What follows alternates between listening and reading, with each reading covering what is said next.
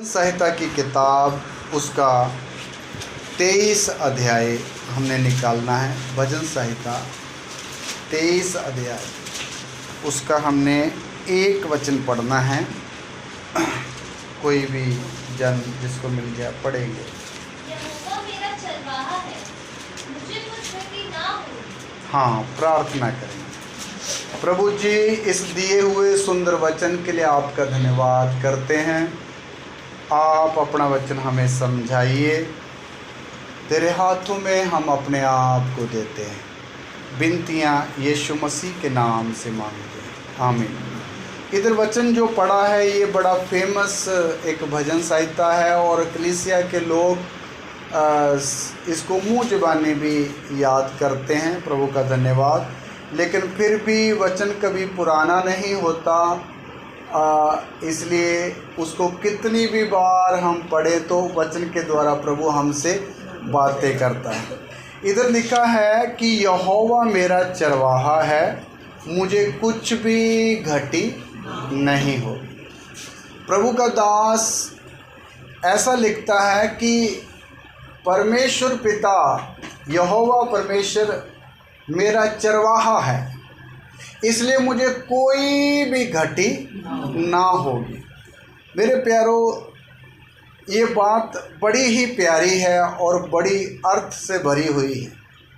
चरवाहा आप सब लोग जानते हैं, जो भेड़ों और बकरियों को चराने वाला होता है, उनको खिलाने वाला होता है, उनको पिलाने वाला होता है, उनके रहने का इंतज़ाम वो चरवाहा करता है।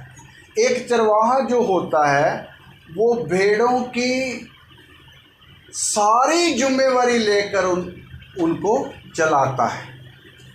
अकेली खाना खाने की जिम्मेवारी नहीं, बल्कि सारी जिम्मेवारी। अगर किसी कारण कोई भेड़ जख्मी भी हो जाए तो वो चरवाहा उसको किधर उठा लेगा? गोद में उठा लेगा, जहाँ अपने कंधे में रख लेगा, क्योंकि वो उसका मालिक है, वो उसको लेकर चल रहा है। इसलिए उसकी जिम्मेवारी है कि उसको संभाले, उसके सुख में ही नहीं बल्कि उसकी तकलीफ़ में भी उसका क्या देता है? वो साथ देता है। तो याद रखिए, वो चरवाहे की एक जिम्मेवारी है। आप देखिए कि वो चरवाहा एक मनुष्य है और जानवरों के साथ वो ऐसा व्यवहार करता है कि कितना अच्छे तरीके से उनको संभालता है।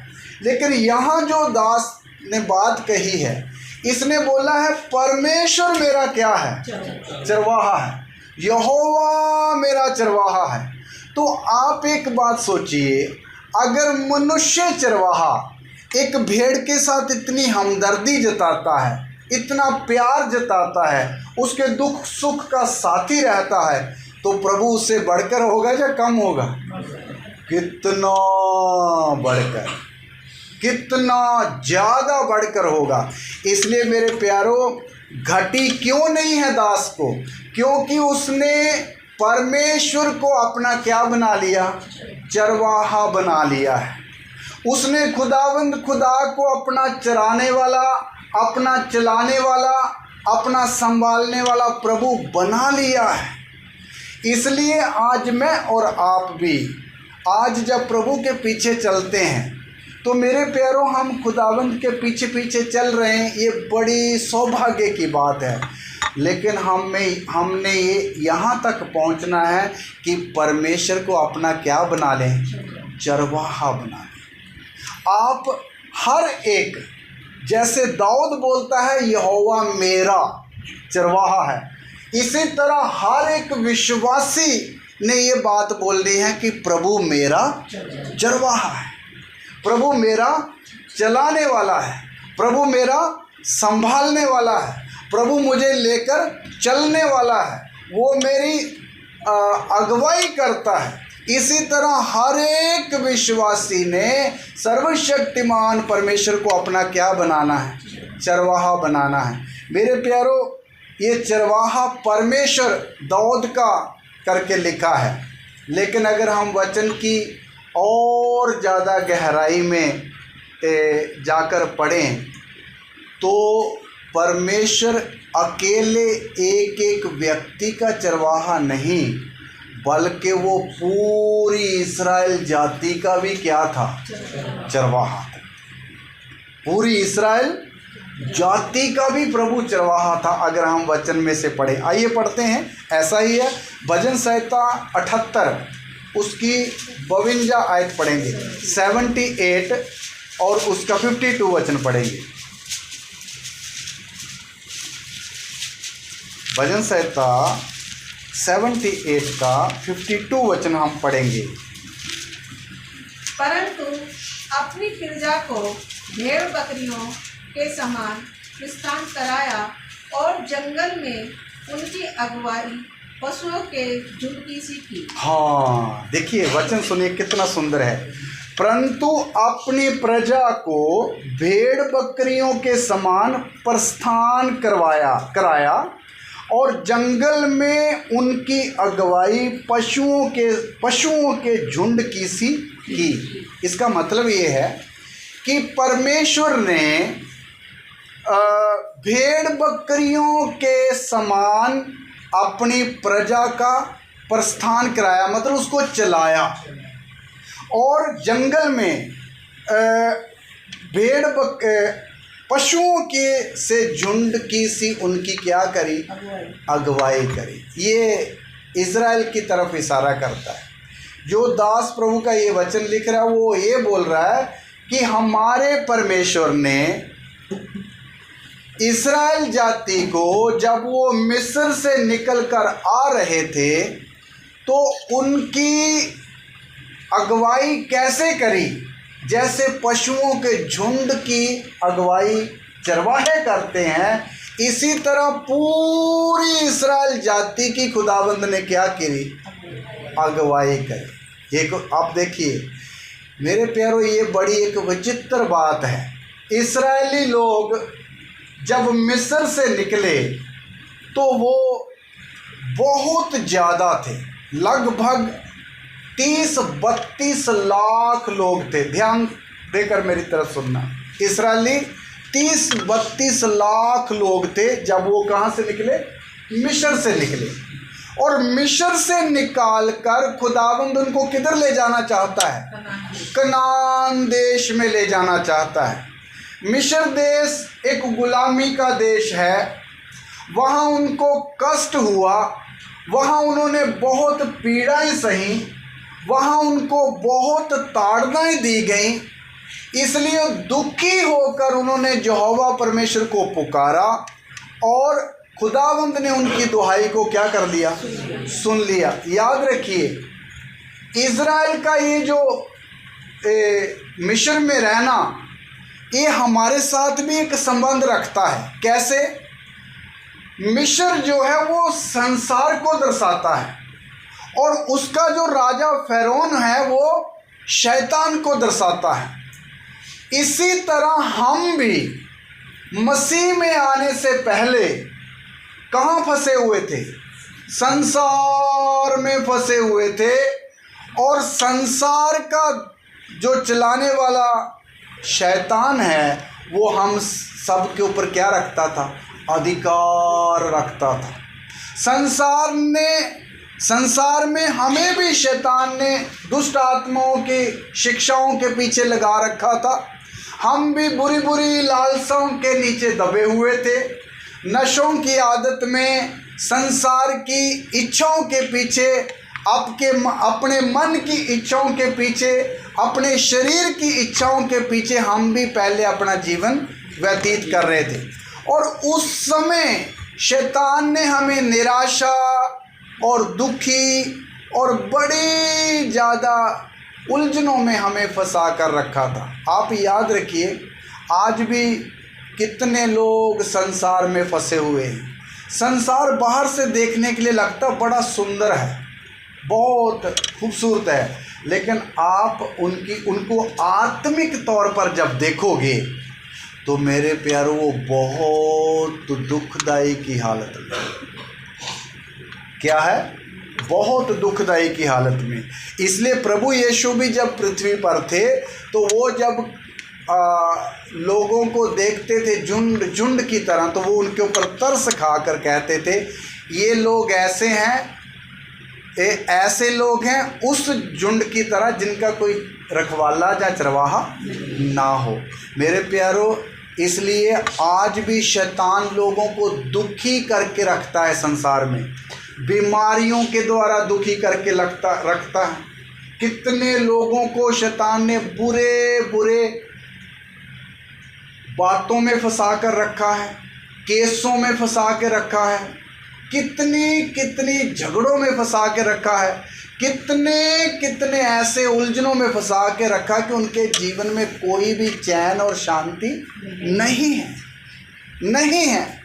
इसलिए मेरे प्यारो, अगर आज भी कोई संसार के बीच में ऐसा दुख उठा रहा है तो उसको दुहाई देनी चाहिए इस्राएलियों की तरह, हे प्रभु मुझे यहाँ से क्या कर, निकाल, मुझे यहाँ से निकाल और एक सुखमय, एक आनंदमय जीवन मुझे मुहैया कर।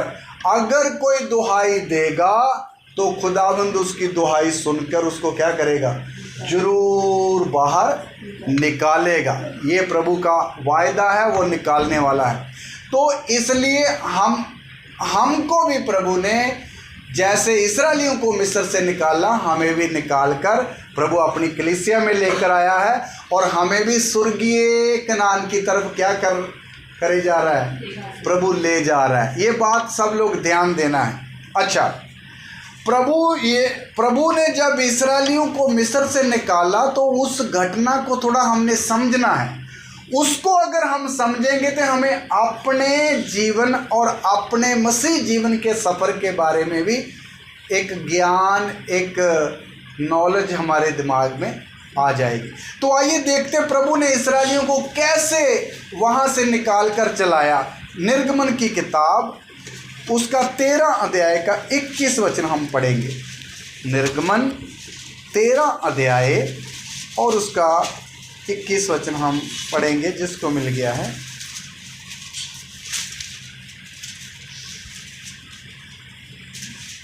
और यहोवा उन्हें दिन को मार्ग दिखाने के लिए मेघ के खंभे में और रात को उजियाला देने के लिए आग के खंभे में होकर उनके आगे आगे चला करता था, जिससे वे रात और दिन दोनों में चल सके। हाँ मेरे प्यारो, जो वचन पढ़ा जाता, अगर आप ध्यान से अपने मन में इसको समझोगे तो आपको इससे बहुत सहायता मिलेगा।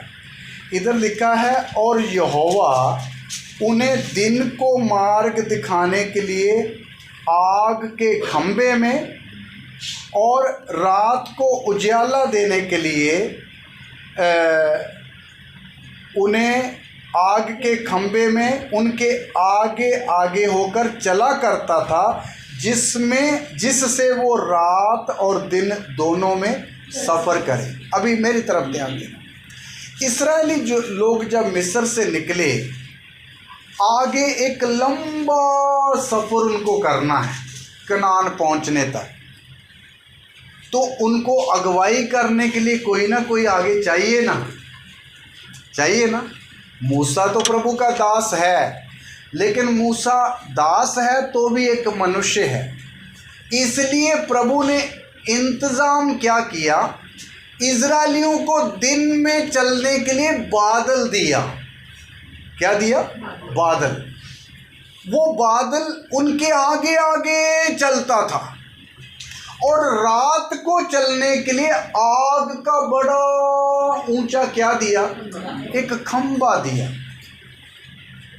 तो वो रात और दिन दोनों में सफ़र करते थे। इसलिए उनके आगे जो बादल चलता था, वो बादल का काम क्या था, क्योंकि वो रेगिस्तान में चल रहे थे, वहाँ रेत बहुत गर्म थी, तो चलते चलते वहाँ तो पैरों में क्या आएगा, जल जाएंगे। इसलिए बादल दो काम करता है, उनके ऊपर क्या करके रखता है, उतने एरिए में छाया करके रखता है, एक काम। और दूसरा काम है वो उनकी अगुवाई भी करता है। हालेलुया। इसलिए इस्राएली लोग अपना सफ़र आराम से कर पाए, चल पाए। याद रखना मेरे प्यारो, इसी तरह वो तो एक शाया था, असली हमारे साथ होता है। असली इस्राएल असल में आत्मिक तौर पर कौन है? हम कलीसिया के लोग। हमें भी किधर जाना है? लंबा सफ़र में हम भी चले हैं या नहीं? बपतिस्मा लेने के बाद हमारा सफ़र क्या हो जाता है? शुरू हो जाता है। तो हमारे आगे आगे चलने के लिए भी प्रभु ने एक बादल दिया है, उसका नाम है पवित्र आत्मा। मेरे प्यारों, याद रखिए, पवित्र आत्मा प्रभु ने हम सबको दिया है। बहुत सारे विश्वासी इन बातों को इतना गहराई से नहीं समझते, इसलिए वो इनका टेस्ट नहीं उठा पाते। नहीं तो याद रखिए, हम सबको प्रभु ने क्या दे रखा है? पवित्र आत्मा। ये पवित्र आत्मा का काम एक ही काम नहीं है कि हाथों से तालीम बजाएं और मुंह से अलग अलग भाषा बोले, इतना ही काम नहीं है। उसके बहुत सारे कामों में एक काम है, लेकिन पवित्र आत्मा के और भी बहुत सारे क्या है? काम है। पवित्र आत्मा का काम है हमें चलाए, प्रभु के मार्ग में हमें आगे चलाए, लेकर चले, वो है काम। इसलिए हर एक विश्वासी कोशिश करना है और यहाँ तक पहुँचना है कि प्रभु मेरी क्या करे? अगुवाई करे। जैसे इजरायलियों की बादल अगुवाई करता था, इसी तरह कलीसिया की अगुवाई करने के लिए कौन है? पवित्र आत्मा दिया है। तो इसलिए हम कोशिश करना है पवित्र आत्मा हमारी क्या करे? अगुवाई करे। अगर जो व्यक्ति पवित्र आत्मा की अगुवाई मांगेगा, पवित्र आत्मा जरूर उसको क्या देगा? अगुवाई देगा। तो इसी तरह इस्राएलियों को प्रभु ने अगुवाई से चलाया। आइए, इस्राएली चलना शुरू किया तो कहाँ उन्होंने सफ़र शुरू किया? 15 अध्याय, निर्गमन 15 का 22 से 25 तक पढ़ेंगे। निर्गमन 15 अध्याय का 22 से लेकर 25 तक पढ़ेंगे, उधर ही है। हाँ। तब मूसा इस्राएलियों को लाल समुद्र से आगे ले गया और वे सूर नामक जंगल में आए, और जंगल में जाते हुए 3 दिन तक पानी का सोता न मिला। हाँ, रुकिए जरा। अभी इस्राएली लोग चल रहे हैं, उन्हें चला कौन रहा है? बादल, यानी प्रभु चला रहा है। ध्यान देना। और चलते चलते सूर नाम जंगल में पहुंच गए। जंगल मतलब बियाबान में पहुंच गए। जंगल में तो चलना मुश्किल होता है। और वहाँ उनको 3 दिन तक पीने के लिए क्या नहीं मिला? पानी नहीं मिला। कितने दिन? 3 दिन। अभी एक बात सोचिए, रोटी ना मिलेगी तो गाड़ी चल जाती है, लेकिन पानी रेगिस्तान में अगर ना मिले तो कैसा होगा? आप सोचिए। वो अकेले आदमी नहीं है, साथ में क्या है? फैमिली है, उनके छोटे छोटे बच्चे हैं, उनकी भेड़ और बकरियां हैं, गायें और बैल हैं उनके साथ। 3 दिन तक उनको पानी नहीं मिला। अभी आप एक बात सोचिए, आपके मन में पता नहीं ये विचार आएगा या नहीं, पर मेरे में आ रहा है। प्रभु ने उनके साथ, ध्यान देना, प्रभु ने उनके साथ ऐसा क्यों किया कि 3 दिन तक उनको क्या नहीं मिला? ये तो बड़ा कष्ट है, ये तो बड़ी मुसीबत है। मेरे प्यारों, प्रभु ने ऐसा क्यों होने दिया? वो तो आगे जाके जवाब हमें मिलेगा। मेरे प्यारों, इसमें भी प्रभु का कोई ना कोई मकसद ज़रूर रहता है, ज़रूर रहता। चलो थोड़ा सा और आगे गए तो क्या हुआ? आगे पढ़े 23 वचन। फिर मारा नामक एक स्थान में पहुँचे, वहाँ का पानी खारा था, उसे वे ना पी सके, इस कारण उस स्थान का नाम मारा पड़ा। अच्छा, तो चलिए थोड़ी देर आगे गए तो वहाँ जगह का नाम है मारा। वहाँ पानी तो है, लेकिन पानी कैसा है? कड़वा है, वो पी नहीं सके। अभी देखिए, ये तो एक मुसीबत के बाद क्या है, दूसरी मुसीबत। एक ध्यान देना बात, मेरे प्यारो, ऐसा क्यों हुआ? प्रभु इस्राएलियों को परख रहा था। क्या कर रहा था? परख रहा था। याद रखिए, हमारे परमेश्वर की एक आदत है, अपने पीछे चलने वालों को क्या करता है? परखता है।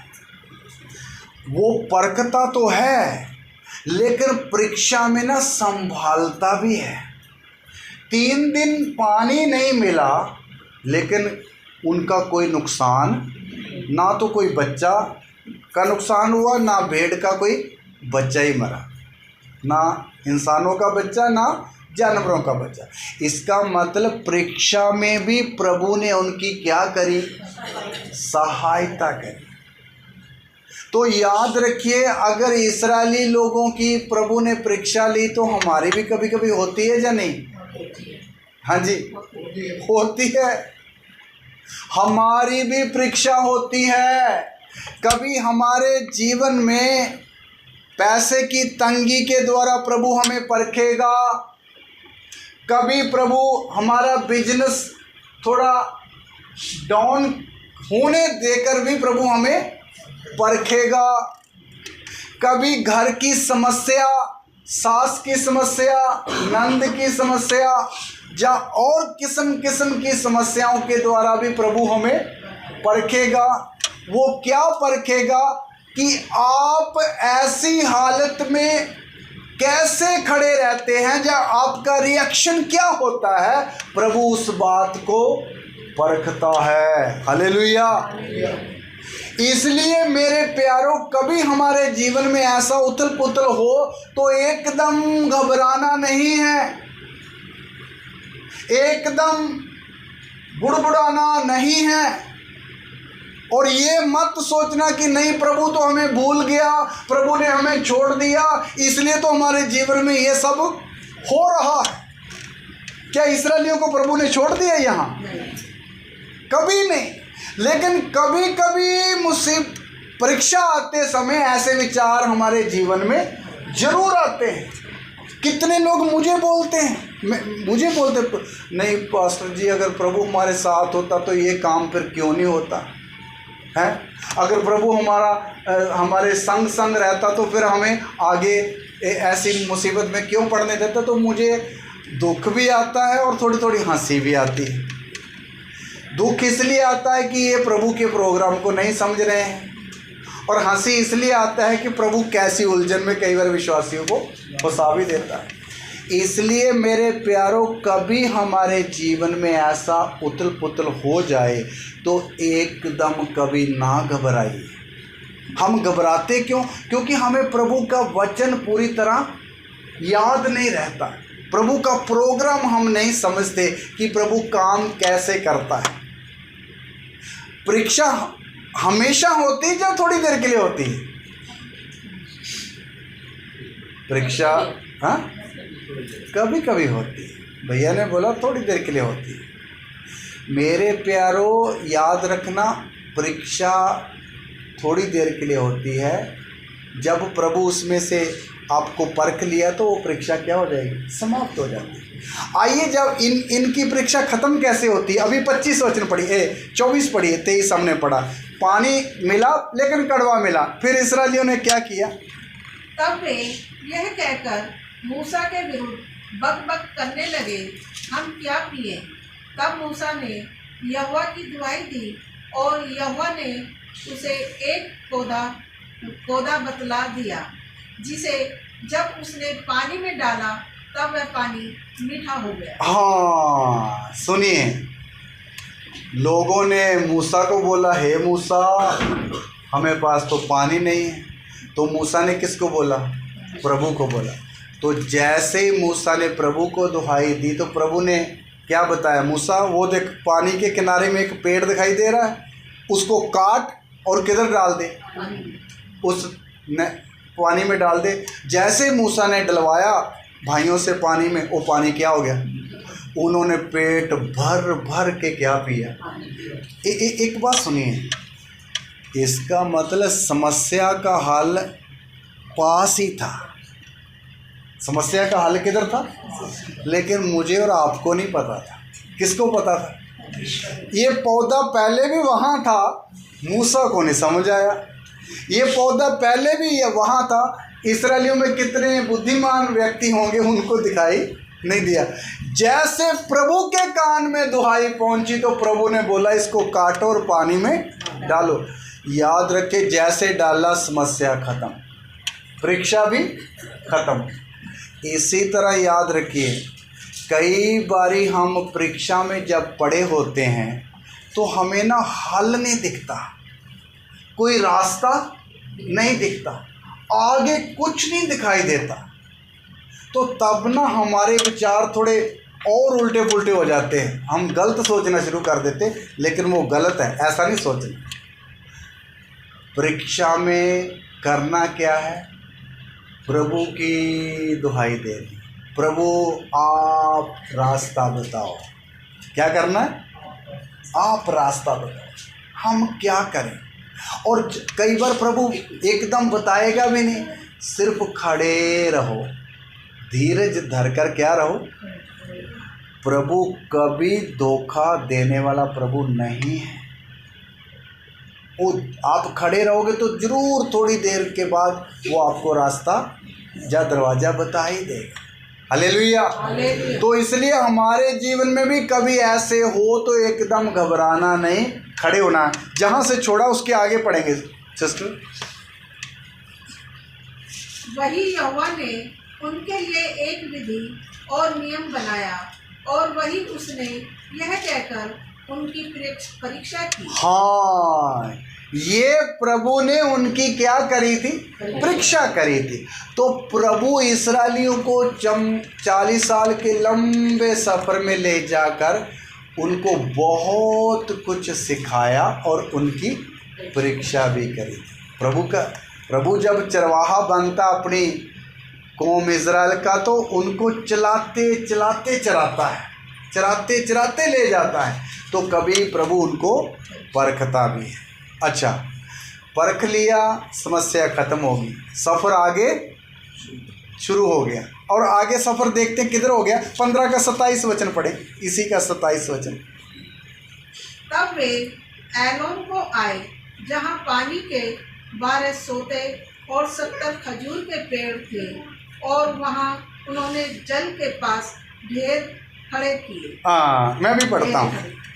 तब वे एलीम को आए, वहाँ पानी के 12 सोते और 70 खजूर के पेड़ थे, और वहाँ उन्होंने जल के पास डेरे खड़े किए। सुनिए, इस्राएली लोग पहले तो एक परीक्षा पार करके निकले और आगे चले, और आगे एलीम नाम की एक जगह में पहुँचे। तो वहाँ क्या है?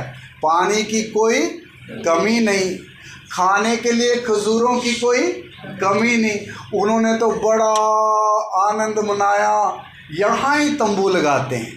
उन्होंने लिखा वहाँ क्या डाल लिया? अपने डेरे डाल लिए, है ना, क्योंकि वहाँ सब कुछ है। देखिए, प्रभु हमेशा परीक्षा में नहीं रखता है, कभी कभी सोतों के पास भी ले जाता है, खाने पीने के लिए भरपूर वस्तुएं भी हमारे जीवन में देता है। हालेलुया। इसलिए कभी हम भी प्रभु के पीछे चलते समय ये नहीं सोचना नहीं मसीह जीवन तो बड़ा दुखदायी जीवन है। नहीं मेरे प्यारों, हमेशा ऐसा नहीं होता है, कभी कभी वो तो आता है। लेकिन प्रभु ने एलीम में भी प्रभु ले आता है कई बार। मैं भी ऐसा जीवन हर दिन, महीना, साल भर के सालों साल ऐसा ही जीवन जीता हूँ, ऐसा ही जैसा ये है। तो मुझे अभी भी याद है, कई बार एक बार हम बड़ी आनंद की जगह में रहते तो पूनम बोल रही, ये तो ऐसा अनुभव है, 12 खजूर के पेड़ और पानी के क्या है? सोते हैं। तो मैं मन में हंस रहा था, अगला स्टेप भी आएगा वो भी याद रखना है। तो कई बार प्रभु अच्छी जगह में भी लाएगा, प्रभु हमें ऐसा चलाता है, हमेशा परेशानी की हालत में नहीं रखता है। लेकिन जब अच्छी जगह में आए तो तब ये नहीं बोलना कि चलो अभी तो प्रार्थना करने की क्या ज़रूरत है, अभी वचन पढ़ने की कोई आवश्यकता ही नहीं, क्योंकि सब कुछ अवेलेबल मिल रहा है। ऐसा भी एक सुस्ती भी आ जाती है ना, ऐसा नहीं होना है। समय जैसा भी हो, परिस्थितियां जैसी में प्रभु ले जाए, हमें प्रभु के साथ अपना रिश्ता हमेशा क्या करके रखना है, बना के रखना है। हालेलुया, बना के रखना है।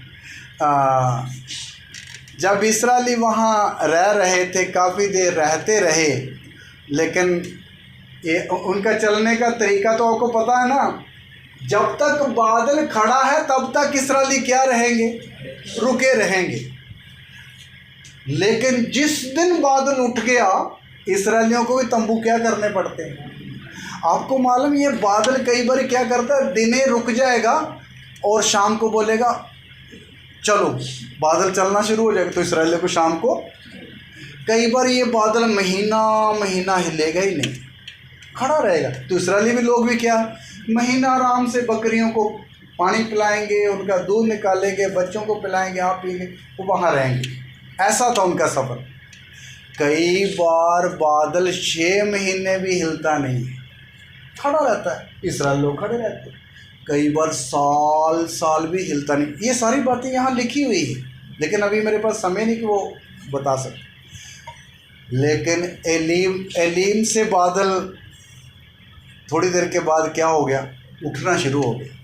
क्या हो गया, बादल चलना शुरू हो गया। इस्राएलियों ने भी अपने तंबू उखेड़े और चलना शुरू कर दिए। तो फिर कहाँ आगे पढ़िए, 16 अध्याय का 1 वचन पढ़िए, 16 का 1। फिर एलीम से कूच करके इस्राएलियों की सारी मंडली मिस्र देश से निकलने के बाद दूसरे महीने के 15 दिन को उसको सीनै नामक जंगल में, जो एलीम और सीनै पर्वत के बीच में है, आ पहुंचे। हाँ सुनिए, एलीम से बादल उठ गया और इस्राएली लोग भी सफ़र किया और किधर पहुंच के, सीने नाम के पर्वत के उस नीचे आकर खड़े हो गए। पर्वत के सामने एक बड़ा खुला मैदान है, वहाँ आकर बादल रुक गया। कोई सोए ना, थोड़ा ध्यान से सुनिएगा, वचन इंटरेस्टिंग है। अच्छा, जब वहाँ सीने नाम के जंगल में पहुँचे तो वहाँ क्या हुआ, आगे पढ़िए 2 और 3। जंगल में इजराइलियों की सारी मंडली मूसा और हारून के विरुद्ध बक करने लगी। इजराइली उससे कहने लगे, तब जब हम मिस्र देश में मांस और हांडियों के पास बैठकर मनमाना भोजन करते थे, तब यदि हम यहोवा के हाथ से मार डाले भी जाते तो उत्तम वही था। पर तुम हमको इस जंगल में इसलिए निकाल ले आए हो कि इस सारे समाज को भूखों मार डालो। हाँ, ये सीन नाम जंगल में आकर उनको एक दूसरी समस्या की चिंता उनके सामने आ गई। इधर वो मूसा के साथ बुड़बुड़ाने लगे इस्राएली, उनको कि कौन सा शहर याद आ गया, मिस्र याद आ गया। वहाँ तो अच्छा भोजन था, हम अपने चूल्हे के सामने, हांडियों के सामने बैठकर कैसा खाते थे, मन माना खाते थे। लेकिन हे मूसा और हारून, तुम हमको कहाँ ले आए हो, जंगल में। यहाँ इस सारे समाज को तुम क्या मारोगे, भूखे मारोगे। इसका मतलब उनको रोटी की चिंता आ गई। क्या आ गई, चिंता आ गई। मेरे प्यारों, इसका मतलब ये सफ़र है, इजरायलियों का क्या है, सफ़र है। हम भी जब प्रभु के पीछे चलते चलते एक के बाद दूसरी परेशानी हमारे सामने भी आती या नहीं आती, जरूर आती है। इनकी रोटी की समस्या है ना, हमारी भी कोई ना कोई डिमांड रहेगी कि हमें वो पूरा नहीं हो रहा। मेरे प्यारों, याद रखो, इस्राएली लोगों ने मूसा को ये बात बताई तो मूसा उनकी बातें कहाँ पहुंचा देता? प्रभु के साथ। तो आइए प्रभु ने फिर आगे जवाब क्या दिया, और ध्यान से सुनना, जवाब क्या दिया, 4 वचन पढ़ेंगे। तब यहोवा ने मूसा से कहा, देखो मैं तुम लोगों के लिए आकाश से भोजन वस्तु बरसाऊंगा और ये लोग प्रतिदिन बाहर जाकर प्रतिदिन का भोजन इकट्ठा करेंगे।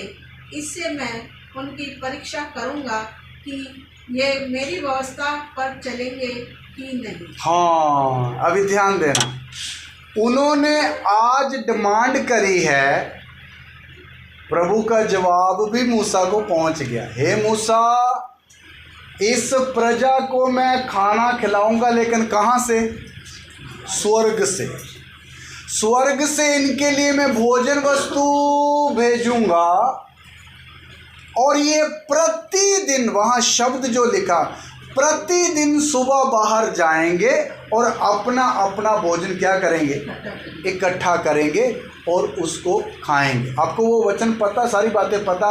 वो प्रतिदिन क्या करते थे? सुबह मन्ना इकट्ठा करते। वो इतना प्रभु रोज एक एक जन के लिए देता था कि एक बार वो मन्ना सुबह खाया तो सारा दिन 24 घंटे उनको क्या नहीं, भूख नहीं। इतना हैवी एक भोजन खुदावंद ने इनको दिया। और मेरी बात जो है वो समझें, इसका मतलब परमेश्वर इस्राएलियों की हर ज़रूरत को जानता है, नहीं जानता? ये रोटी की समस्या एक बड़ी समस्या इस्राएल के सामने थी। मेरे प्यारो, इस्राएल की ये प्रॉब्लम को प्रभु ने क्या कर दिया? हल कर दिया। आपको मालूम, शनिवार उनका सब्बत का दिन होता था। शनिवार को मन्ना ऊपर से नहीं गिरता था, लेकिन शुक्रवार उनको कितना मन्ना मिलता था? डबल। रोज 1 प्लेट मिलती है और शुक्रवार को कितनी मिलेगी? 2, ताकि अगले दिन का भी एक्स्ट्रा उनके पास रहे। इतना बुद्धिमान प्रभु है कि उनको भोजन देता रहा। ध्यान से सुनना मेरे प्यारो, वो भोजन कब तक देता रहा उसका 35 वचन भी पढ़िए। आप ये बात भी समझ के फिर हम आगे बोलेंगे। 35 वचन इसी का 16। इजरायली जब तक बसे हुए देश में ना पहुँचे तब तक, अर्थात 40 वर्ष तक मन्ना खाते रहे। वे जब तक कनान देश की सीमा पर नहीं पहुँचे तब तक मन्ना खाते रहे। हाँ, अभी देखिए, आप ध्यान देना, ये बातें बड़ी कीमती है। इजरायलियों का मन्ना मिस्र से निकलने के 2 महीने और 15 दिन बाद से शुरू हो गया, लेकिन कब तक चलता रहा? 40 लंबे साल तक उनका मन्ना प्रभु उनको देता ही रहा, जब तक कनान में पहुँचे नहीं। पहुँच के वहाँ से उन्होंने गेहूँ काट कर अपने घरों में नहीं लाकर पकाया, तब तक मन्ना उनको। मेरे प्यारो, ये अध्याय मुझे बहुत तोड़ता है। प्रभु की वफादारी देखो कितनी ज़्यादा है। हर दिन, सप्ताह, महीना, साल, वरन सालों साल उनको क्या दिया? मना दिया। इसी तरह प्रभु आज हम भी कई बार हमारे बिजनेस के कम होने से, हमारी नौकरी चले जाने से जरूर है चिंतित होते हैं। चिंता आती भी, हम मनुष्य हैं, है ना।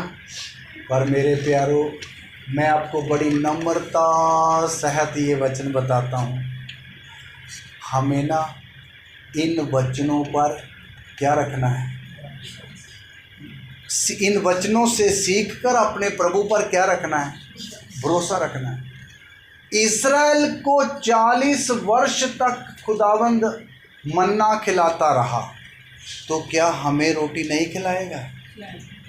हाँ जी, जरूर खिलाएगा। जो प्रभु इस्राएल का था वही प्रभु कलीसिया का भी है। मत्ती 6 अध्याय आप पढ़ोगे तो वहाँ लिखा है तुम खाने के लिए, पीने के लिए, पहनने के लिए चिंता ना करो, करो या ना करो, ना करो। ना करो। लेकिन हम कभी कभी क्या करते हैं? करते हैं। प्रभु ने वहाँ उदाहरण दे के बोला है तुम किनकी तरफ देखो? सभी जंगली सब्जी, पक्षियों की तरफ देखो। ना वो कभी बोते, ना वो काटते, ना वो ड्रमियों में जमा करते, फिर भी तुम्हारा स्वर्गीय पिता उनको खिलाता है। फिर प्रभु ने दूसरी एक एग्जाम्पल दी है, उदाहरण दी है कपड़े के लिए। तुम जंगली फूलों की तरफ देखो। आप फूल देखते ना कभी बाग में या कहीं भी, फूल घरों में भी आजकल तो उगाते हैं भाई। फूलों के वो थोड़ा कलर देखो, वो कलर कौन दे देता है हमको? है? मैं कई बार फूलों के सामने खड़े होकर कितना मिनटों तक ये बात सोचता रहता हूँ। है? चलो इधर पेंटिंग बनाने वाला तो ये कंप्यूटर से, ये सब कंप्यूटर से किया हुआ है, लेकिन उनको किसने दिया है? हैं? सर्वशक्तिमान।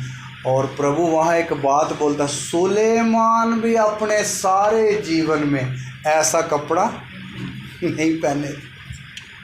इतनी बड़ी उदाहरण देता। प्रभु बोलता जब ये शोषण जो आज फूल है इनको कल जब सूख गए तो काट कर आग में डाले जाएंगे, इतना सुंदर वस्त्र पहना सकता है, तो फिर तुमको हे अल्पविश्वासियों क्या नहीं पहनाएगा? बोलता है ना।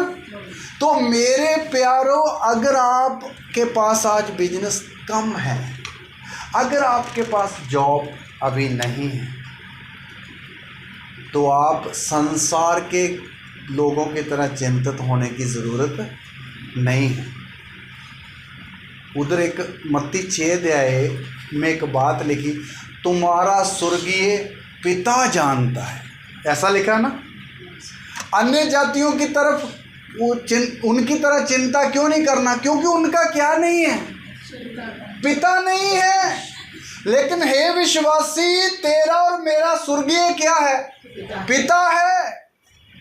तुझे वो खाना खिलाएगा, वो तुझे कपड़ा पहनाएगा, वो तेरे बच्चे की फीस का इंतज़ाम कर देगा, ट्यूशन फीस का भी इंतज़ाम कर देगा, क्योंकि वो महान परमेश्वर है जो इजरायलियों को लगातार कितने साल तक मन्ना दिया?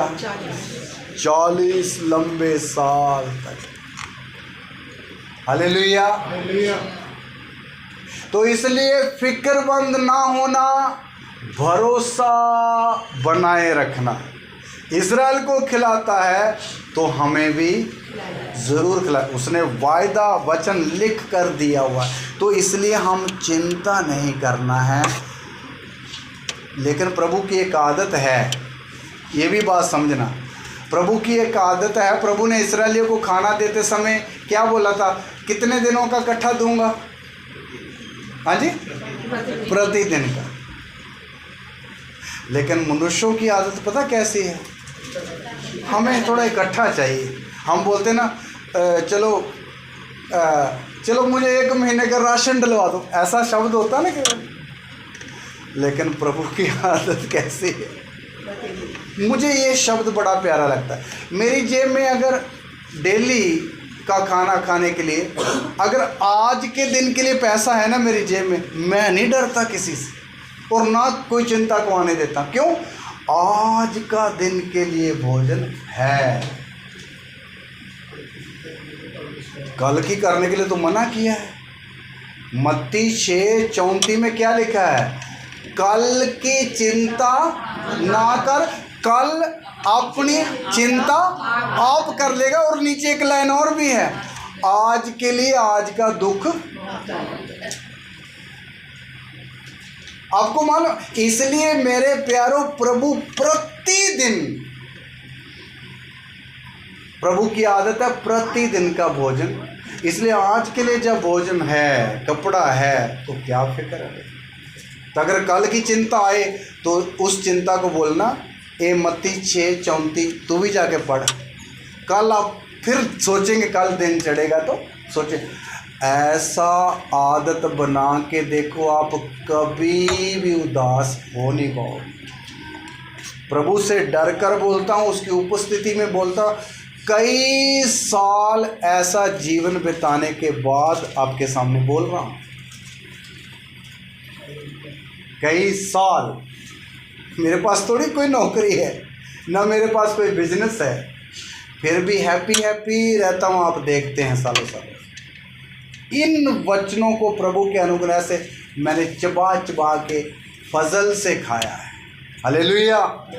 तो मेरे प्यारो, हमें भी खुदावंद प्रतिदिन देगा, टेंशन नहीं लेनी। आज के लिए है शुक्र करके सो जाना है बस, कल दिन चढ़ेगा, उधर लिखा वो अपनी चिंता खुद, फिर क्या फिक्र है भाई। ऐसा तो जीवन राजों का भी नहीं होता है ना।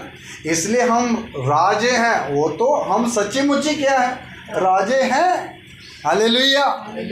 तो इसलिए मेरे प्यारों इस्राएलियों को प्रभु ने इस तरह उनका खाना की व्यवस्था इस तरह की, कितने साल तक, 40 साल तक की। अच्छा, खाने अकेले की चिंता नहीं करी, प्रभु सारी चिंता करता। आइए पढ़िए, व्यवस्था विवरण की किताब में आ जाएं। व्यवस्था विवरण 8 अध्याय का 4 वचन पढ़ें। प्रभु किन किन चीज़ों की चिंता भी करता है। व्यवस्था विवरण 8 अध्याय का 4 वचन। इन 40 वर्षों में तेरे कपड़े पुराने ना हुए, और तेरे तन से भी हाँ नहीं गिरे, और ना तेरे पाँव फूटे। हाँ सुनिए जरा, मैं भी पढ़ता हूँ। इन 40 वर्षों में तेरे वस्त्र पुराने, तो इसका मतलब किसका जिक्र किया गया है, कपड़े का। मनुष्य की ज़रूरत क्या है, रोटी कपड़ा और मकान। खाने का तो हमने सोच लिया, अभी किसकी भी प्रभु चिंता दे रहा है, कर रहा है, कपड़े की। भाई कपड़ों की भी चिंता करता है। हालेलुया। कपड़ों की भी चिंता करता है। तो इसलिए प्रभु खुदा बाप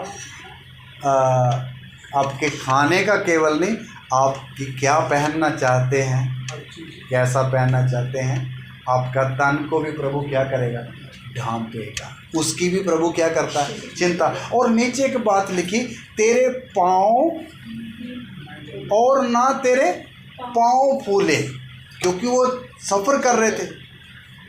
इसका मतलब प्रभु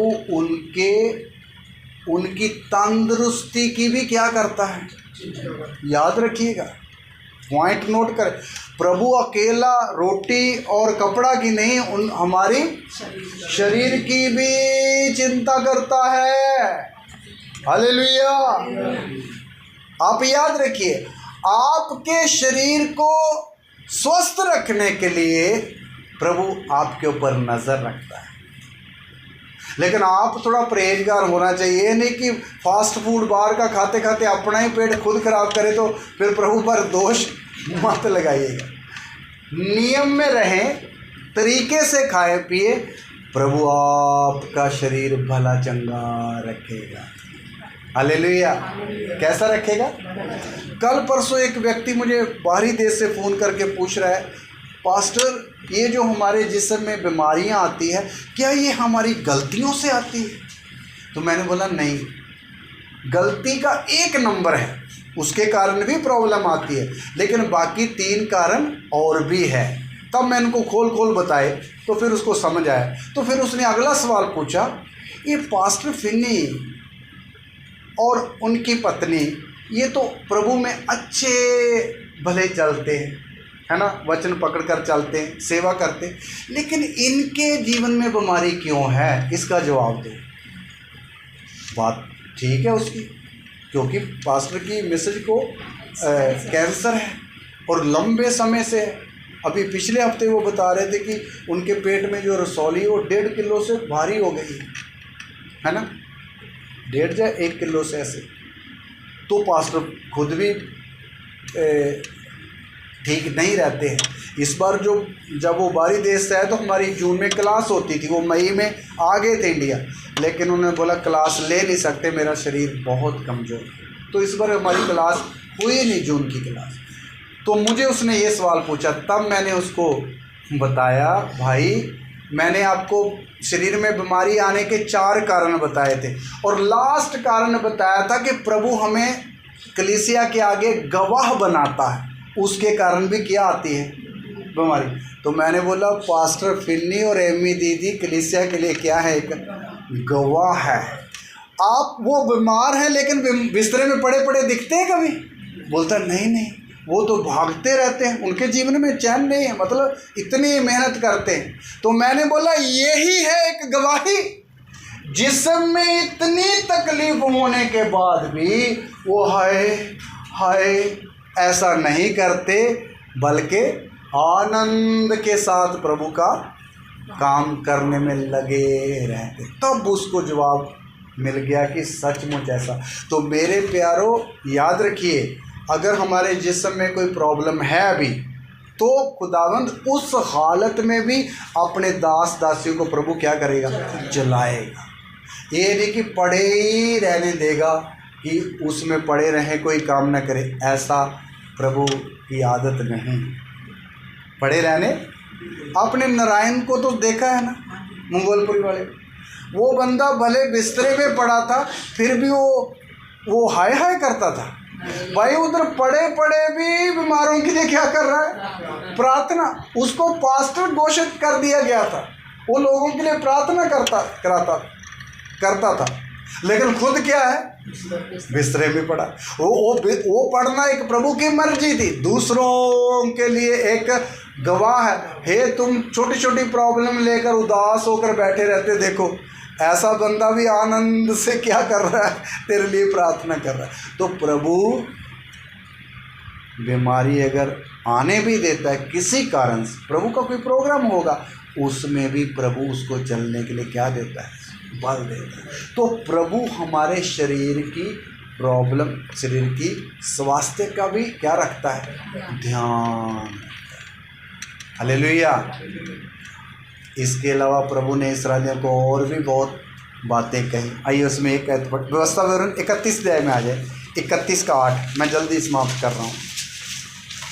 31 का 8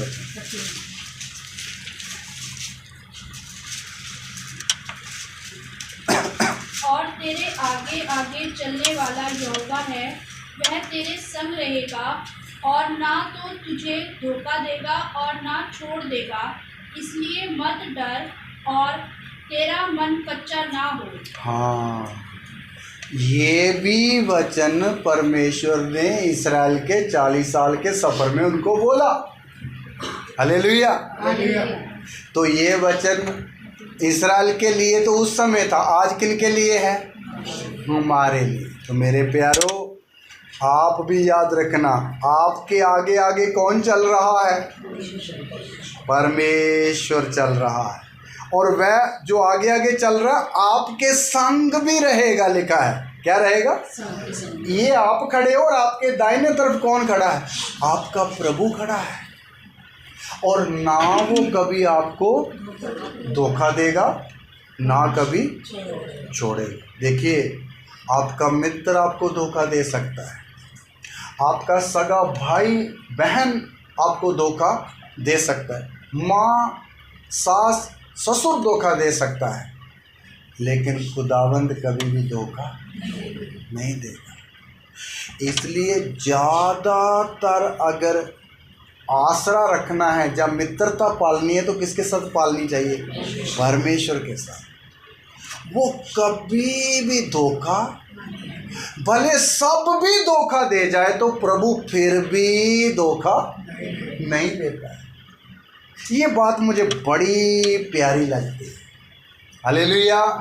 तो इसलिए मेरे प्यारों, इस प्रभु के बातों पर आप भरोसा कर लेना है, वो धोखा नहीं देगा और ना कभी तुझे छोड़ देगा। ये नहीं कि आज तेरे पास काम नहीं है, आज तेरे पास रिश्तेदार कम आते हैं तो प्रभु ने भी क्या कर लिया, मुख मोड़ लिया। नहीं, प्रभु ऐसा कभी नहीं करता। हालेलुया। इसलिए लिखा तेरा मत डर, इसलिए डरना कभी नहीं।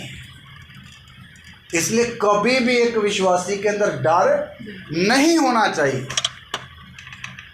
ये डर, चिंता, फिक्र प्रभु पसंद नहीं करता विश्वासी लोगों के लिए। नहीं होना चाहिए, किसी बात का डर नहीं रखना। जब सेनाओं का प्रभु हमारे संग संग खड़ा है, आपके घर में खड़ा है, आपके साथ साथ वो चलता है, इधर लिखा है आगे आगे चलता है, फिर किस बात का डर है ना। अच्छा, फिर नीचे एक और बात लिखी, तेरा मन कभी, कई बार ना मन व्याकुल हो जाता है, मन गिरा गिरा रहता है। ऐसा कभी भी होना नहीं है। हमें दलेर विश्वासी बनना। कैसे दलेर? क्योंकि हमारा प्रभु हमारे आगे आगे चल रहा है, आगे आगे चल रहा है, वो हमें चलाता ही रहेगा, है ना। इसलिए कभी ना डरिए।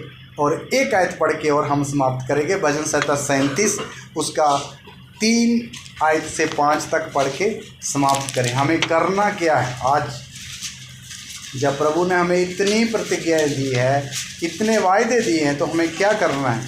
37 का 3 से 5 तक पढ़ेंगे। हाँ जी, पढ़ेंगे। यहोवा पर भरोसा रख। किसके ऊपर? यहोवा पर भरोसा रख और भला कर, और भला कर, देश में बसा रहे, देश में बसा रह, और सच्चाई में मन लगाए रहे। तेरा काम है हे विश्वासी, सच्चाई में मन लगाए रख। यहोवा को अपने सुख का मूल जान। हाँ, यहोवा को ही अपने सुख का मूल जान। कई लोग सोचते मेरे सुख का मूल मेरी नौकरी है, मेरे सुख का मूल मेरा बिजनेस है, मेरे सुख का मूल मेरा रिश्तेदार भाई। नहीं, अपने सुख का मूल किसको जान? यहोवा ही सुख देने वाला है। आगे पढ़े। और वह तेरे मनोरथ को पूरा करेगा, और तेरे मनोरथों को वो पूरा करेगा। हाँ, अपने मार्ग की चिंता यहोवा पर छोड़। किसके ऊपर? नसीबों पर नहीं। कई लोग बोलते नहीं हमारी किस्मत, कई ये शब्द कई विश्वासी बोलते। तो जब विश्वासी बोलते तो मैं तो उस समय कुछ नहीं बोलता, लेकिन मन मन में सोचता इनके अंदर अभी भी क्या रहता है? नसीब रहता है, किस्मत रहती। भाई प्रभु पर छोड़ लिखा है। कहाँ छोड़नी है? अपने मार्ग की सारी चिंता किधर छोड़ दो? प्रभु पर छोड़। प्रभु मेरा आगे का सफ़र तेरे हाथ में, तू कैसा चलाएगा वैसा हम चलने के लिए तैयार है। प्रभु पर छोड़। हाँ, और उस पर भरोसा रख, उसी पर भरोसा रख, वही पूरा करेगा। हालेलुया। और वही क्या करेगा? पूरा करेगा। इसलिए मेरे प्यारो, हमारा काम ये है कि हम प्रभु पर भरोसा बनाए रखें, प्रभु की बातों को पकड़े रखें, सच्चाई में मन लगाए रखें। हमारा चलाने वाला प्रभु हमें चलाता रहेगा, हमें दलेरी के साथ चलाता रहेगा। आइए इन वचनों के लिए अपने पिता और परमेश्वर का धन्यवाद करें। Hallelujah, hallelujah. प्रभु महान, तेरा धन्यवाद और शुक्र करते हैं आज के इस अच्छे समय के लिए जो आपने हमें दिया। प्रभु एक अच्छी संगति आपने हमें मुहैया करी है। तेरी हजूरी में बैठकर हम तेरी महिमा के गीत गाए, तेरी मीठी आराधना और स्तुति कर सके। प्रभु जी, आपका बहुत बहुत शुक्र करते हैं। खास करके मेरे प्रभु यीशु राजा, तेरे इस सुंदर कलाम के लिए तेरा धन्यवाद करते हैं, जिसके द्वारा आपने हमसे बातें करी हैं। और तेरी बातें कितनी दलेरी से भरी हुई है, तेरी बातें कितनी तसल्ली देने वाली बातें हैं। प्रभु, ये बातें, ये वचन हमारे दिल और दिमाग में बस जाए। प्रभु, हमारा मन कभी भी कच्चा ना हो मेरे प्रभु, हमारे अंदर से डर और भय दूर हो जाए, क्योंकि आपने कहा है मैं तुम्हारे संग संग रहूँगा और तुम्हारे आगे आगे चलूँगा, ना मैं कुछ कभी तुझे धोखा दूँगा और कभी तुम्हें छोड़ूँगा भी नहीं। ये बात सच है और मानने के योग्य है। प्रभु हम सबको ऐसा विश्वास दीजिए ताकि हम संभले रहें। प्रभु महान, अगले आने वाले सप्ताह में भी हम तेरे हाथों में अपने आप को देते हैं। आप हमारी अगुवाई करना, हर दिन आप हमें चलाना। प्रभु जितने लोग आए हैं, शरीर में अगर कोई निर्बल है, कोई प्रॉब्लम में है, अपने नाम यीशु मसीह के नासरी नाम से उनको अच्छा करो। प्रभु उनके कामकाज में बरकत दो, उनके घर में तेरा अनुग्रह भरा हाथ बना रहे मेरे प्रभु। आनंद और खुशी हमेशा हर घर में रहे मेरे पिता। तेरे हाथों में सारी बातों को सौंपते, आप हमारी विनतियों को सुन लिया। विनतियाँ यीशु मसीह के नाम से मांग लेते हैं, आमीन। अभी हमारे प्रभु यीशु मसीह का अनुग्रह, पिता परमेश्वर का प्रेम, पवित्र आत्मा की सहभागिता मसीह के सारे संतों के साथ सदा सदा तक होती रहे, आमीन आमीन आमीन।